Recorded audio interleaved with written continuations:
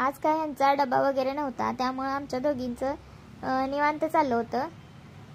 ते सकाळी लवकर गेले होते आणि जेवण पण तिकडंच करणार होते कामावर. तर हे खोबरं आहे, दिसतंय ना एकदम ओल्या खोबऱ्यासारखं, तर ते ओलं खोबरं नाही आहे, तर ते वाळलेलं खोबरं आहे जे मी रात्री भिजत ठेवलं होतं. कारण सकाळी आम्ही इडल्या करणार होतो, तर त्यासाठी. आणि सकाळ सकाळ खाली कधी जायचं खोबरं आणायचं, त्यामुळं मग मी ते रात्रीच भिजत घातलं होतं आणि त्याचीच आता मी चटणी करणार आहे इडलीसाठी.